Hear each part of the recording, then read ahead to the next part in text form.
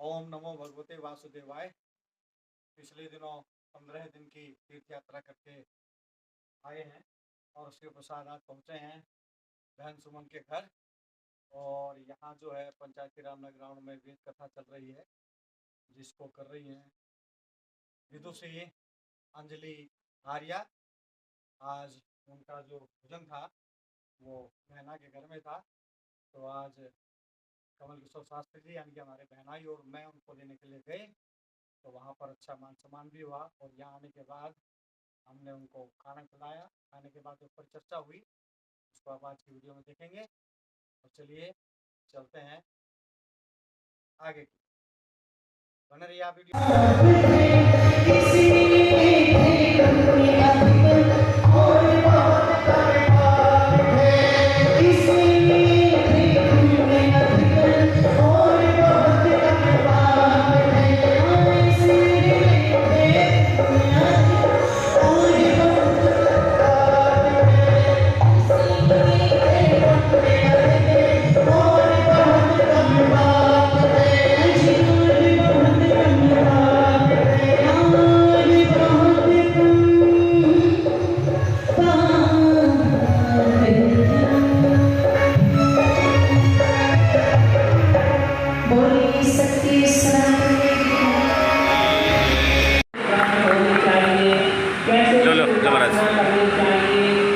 कैसा उसको विज्ञान चाहिए।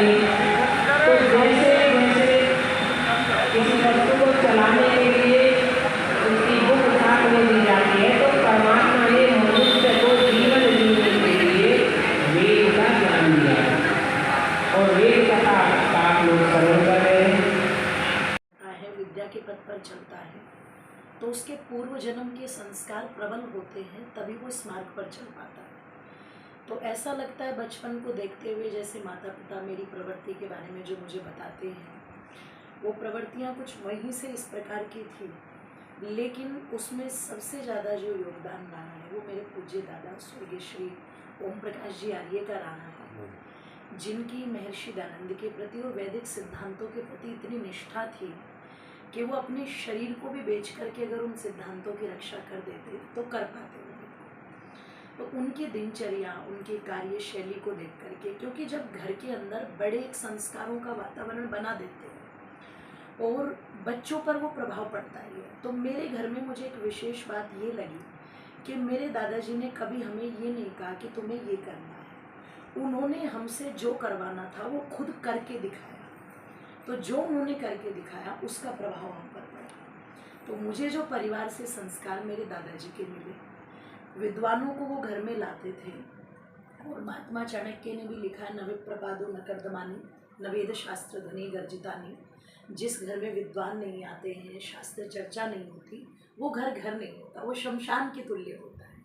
तो घर में जो विद्वान आते थे उनके संस्कार पढ़ते थे। तो इसमें सभी का सहयोग रहा है। अगर मैं कहूँ परम गुरु तो ईश्वर है, लेकिन मेरी माता पिता और मेरे दादाजी विशेष गुरु रहे मेरे, और विद्वानों के सुने हुए विचारों का भी बहुत प्रभाव मुझ पर रहा है। तो इन सब विधाओं ने मुझे आज इस योग्य, थोड़ा सा जो मैं कर पा रही हूँ समाज में, उस योग्य बनाया।